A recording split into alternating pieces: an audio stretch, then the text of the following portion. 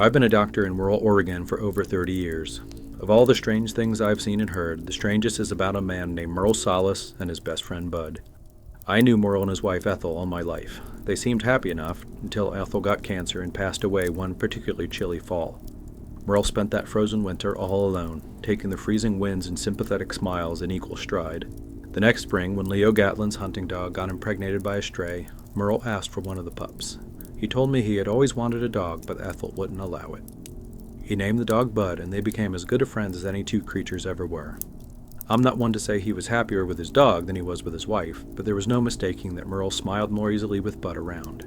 I'll say, too, that Bud was the gentlest canine I've ever known. Merle never bore anyone any ill will, and Bud seemed to feel the same. He always did as Merle asked, and I never once remember him so much as growl at another living thing, at least not before what happened in the summer of '93. For those not familiar with Oregon, nearly half the state is forest, and like anywhere else with so much unexplored and open wild, the trees can provide haven for many strange things. There is a general respect for the secrets that lie in the mountains that encircle the town. Even so, Merle enjoyed taking long walks deep into the woods. I imagine he trusted Bud to sense any danger they might come across. I was having a pretty normal day when Merle stumbled into my office carrying Bud in his arms, scaring my receptionist, Mrs. Butterfield, half to death. Bud was injured and whimpering something awful, like a hurt way down in his bones. The nearest vet was 2 towns over, and he hoped I could do something. I gave Bud a sedative, which lessened the intensity of the whimpering. His back left leg was mangled and bloody, like it had been caught in a trap, though the wounds wound about more like a spiral than encircling his leg like a snare would. As I treated the cuts, I felt something protruding from one of the lacerations. Bud snapped at me when I pulled it out. I think he would have got me too if it hadn't been for the sedative. I had Merle hold him as I removed 2 more barbs. They were unlike anything I'd seen before. They seemed to be made of enamel, like teeth, but the surface was ridged rather than smooth. The pattern of grooves seemed to spiral around toward the razor-sharp tip. The color was a dark gray with glistening deep purples and emerald hues embedded in the scores that seemed to change and move with the light. It almost shimmered when I turned it between my thumbs. After I bandaged Bud's wounds and he drifted to sleep, I asked Merle what had happened. He told me he and Bud had wandered through the woods as they always do. They weren't anywhere they hadn't been before. Bud had found a stick for fetch and Merle obliged. One of his throws had ricocheted off a tree and gone into the brush off the path. Bud rushed after it and disappeared from Merle's sight behind a boulder. When he heard Bud growling low, Merle rushed around the boulder, thinking it was a fox or a deer, but there was nothing there. Bud seemed to be growling at the brush itself. Then something shot out of the undergrowth. I asked Merle what it was, but he stammered, trying to describe it. He thought it was a snake at first, but the coloring was unlike anything he'd ever seen. It wrapped itself around Bud's leg and bit him. Merle choked back tears as he told how awful Bud had howled. Merle whacked at it with a stick, trying to get it off. At that point, Merle stopped speaking. I could tell he didn't think I'd believe whatever he said next. He told me it pulled Bud about 3 feet into the brush. Merle tried to pull him back, but whatever was on the other end was too strong. Even with his heels dug in, it easily pulled him and Bud another few feet. Merle realized it was some kind of tentacle attached to something in the foliage ahead. Bud was howling to beat the devil at this point. Merle wrapped his legs and one arm around Bud and held tight as it pulled them both further into the thicket. He pulled his buck knife from his pocket, flicked it open, and stabbed the tentacle until it let go. Bud was still crying bad. Merle gathered him up and carried him all the way back to his truck and got him to me as fast as he could. I didn't know what to make of Merle's tale, and I wish it had been the end of it. But I knew something was off when I went by his house a few days later to check on Bud. They were both on the porch, just sitting. Bud looked dazed. Merle insisted he was just tired and still recuperating, but I could see something was off with that poor dog. His coat seemed matted and wiry, and he gave off a faint smell like when food is just spoiled. Bud only perked up when I inspected his leg. He didn't snap at me, but I could hear a growl starting deep in his belly. Merle patted his head to keep him calm.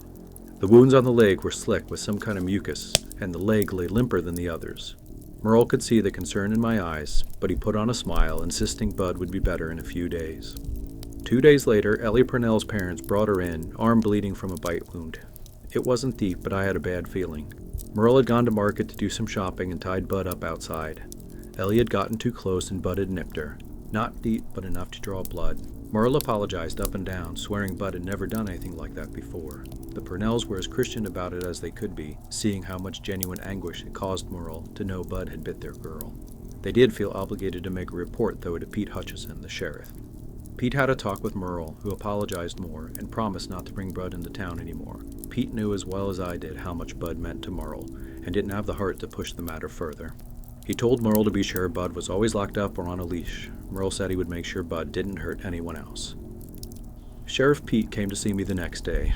Word had gotten around town and folks were understandably nervous. We talked it through, but neither of us had the heart to suggest doing what we both knew needed to be done. Like Merle, we wished Bud would recover and get back to his old self. It was naive of us, I know. A week later, I was called into the office late to set Billy Hesham's arm after he fractured it falling from the top bunk. I set it as best I could and immobilized it for the drive to Redmond, where they would do x-rays and put a cast on it. It was around 11:30 when I finally locked the door to head home. I was pretty tired and thinking only on my bed when I heard a low growling that made the hairs on my neck stand up. Up the street, silhouetted beneath a street lamp, was a creature of some kind. Its back was hunched and its fur stood out like wires. I thought it was a rabid coyote at first, but there was something unnatural and familiar about it at the same time. My hand on a Bible, I swear its eyes were glowing, peering right into me. I stood there, stuck for a bit, before I finally got my legs working enough to back up toward my office door. I went slow, not making any sudden movements. The glowing eyes tracked me. Then it lowered its head and started forward. I fought the urge to run, knowing I'd never get the lock undone if the creature charged. I bumped into the screen door, took a breath, and spun around. I was inside the screen door trying to get the lock open when the creature pounced. The wooden part of the screen door provided some protection, but its claws shredded the screen and ripped through my parka. My hands were too shaky to get the key in, and I could feel blackness overwhelming me as my heart pounded. Then, someone yelled something and the attack stopped.